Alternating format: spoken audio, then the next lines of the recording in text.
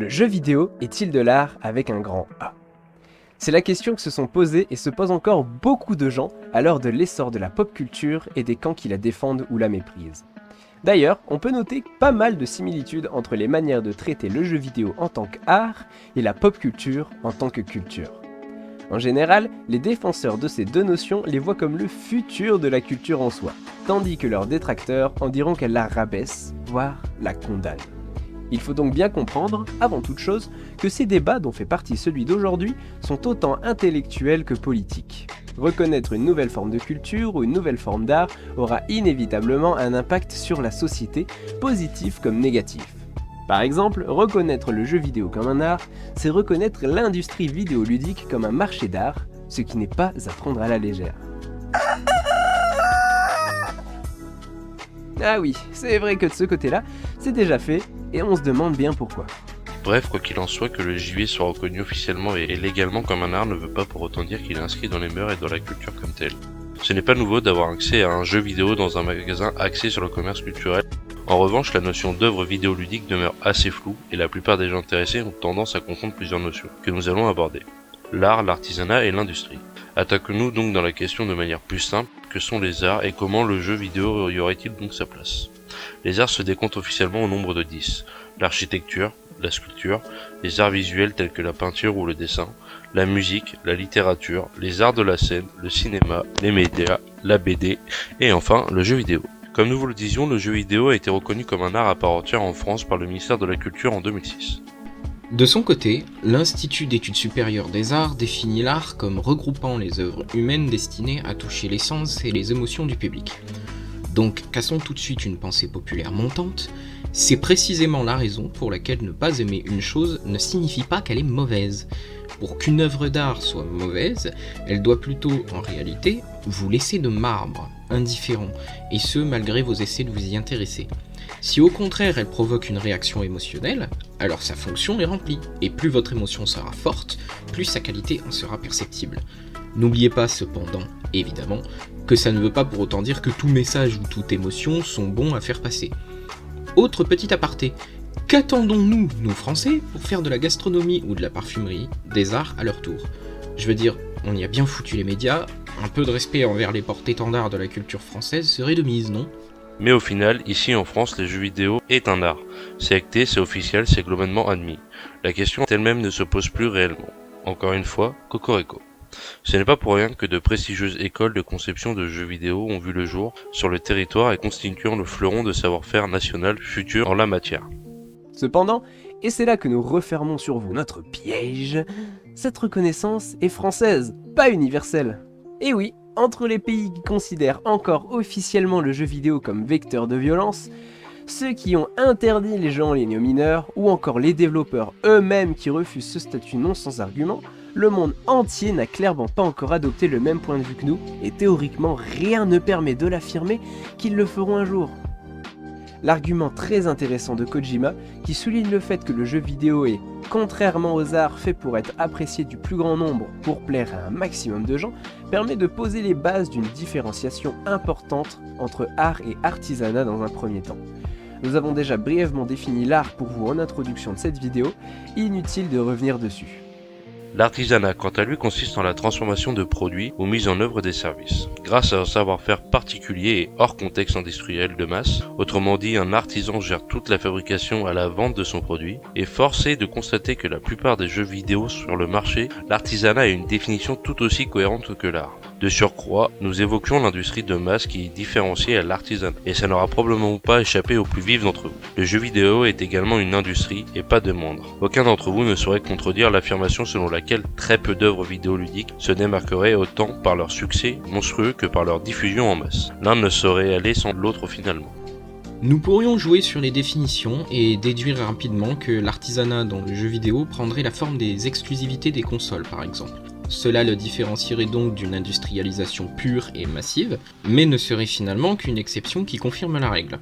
Néanmoins, vous aurez sans doute eu cette réaction, comme nous en écoutant ces mots. Ça fait quand même un peu bizarre de considérer que le jeu vidéo est plus une industrie ou un artisanat à l'occasion qu'un réel art. Après tout, il nous est déjà arrivé à tous, nous fans de jeux vidéo, au moins une fois de nous perdre dans la contemplation, active ou passive, peu importe, d'un jeu en particulier. Comment considérer cet instant si ce n'est comme la contemplation d'une œuvre d'art et non comme le simple abrutissement que certains prêtent à cette pratique? Comment en arrive-t-on à considérer que ce jeu vidéo-là, ce jour-là, à cet instant-là, était une œuvre d'art? La réponse est simple, le jeu vidéo regroupe en réalité toutes les autres formes d'art, ou presque. L'architecture et la sculpture y ont une place certes virtuelle, mais constituent un must-have de savoir-faire théorique pour les développeurs. Les arts visuels y sont complètement représentés, vous en conviendrez sans problème. La musique y tient une place grandissante. La littérature, en cela qu'un scénario de jeu vidéo bien écrit équivaut à un roman bien travaillé, a une place certaine dans les jeux solo. Les arts de la scène, de par la nécessité de faire appel à des comédiens, y tiennent eux aussi une place fraîchement créée et assurément durable. Le cinéma y trouve sa place en cela qu'un excellent jeu vidéo aura toujours droit à un si grand lot de cinématiques de qualité qu'un simple montage permettra d'en faire un bon petit film. Et ne reste que les médias et la BD qui n'y ont pas encore totalement mis un pied, bien que l'avènement de la publicité incorporée au jeu soit indéniablement un phénomène hérité des médias. Pour ce qui est des critères communs de toute œuvre d'art dans le jeu vidéo, à savoir notamment l'émotion procurée, l'essence touchée ou encore le caractère exposé, là encore le statut artistique du jeu vidéo est très défendable. La notion d'immersion est au cœur du développement des jeux actuels, qu'ils soient solo ou online, et la technologie VR en progression vient nettement appuyer ce constat. Le caractère d'exposition des œuvres vidéoludiques est également tout à fait vérifiable, auparavant via les chaînes de télévision dédiées comme Game One, plus récemment via les plateformes de vidéo en ligne, YouTube, Dailymotion, et de nos jours via les applications vidéo comme TikTok et les plateformes de streaming dédiées en premier lieu aux jeux vidéo, Twitch, Mixer, paix à son âme. Le jeu vidéo est exposé au monde en tant qu'œuvre contemplée et jugée, critiquée et analysée. Le critère émotionnel est, lui, indéniable. Qui parmi les fans d'Assassin's Creed, quel qu'il soit, n'a pas eu envie de verser une larme devant la scène de la mort de Cristina, ou n'a pas ressenti la colère profonde d'Ezio en vengeant sa famille à chaque assassinat? Qui parmi les fans de Call of Duty n'a pas ressenti ce sentiment intense et brûlant de trahison lorsque Shepard exécute la Task Force 141, et n'a pas été guidé manette en main par l'envie de trouer la couenne à cette enflure? Quels joueurs d'Heavy Rain n'ont pas ressenti ce mindfuck total en comprenant que le tueur aux origamis était...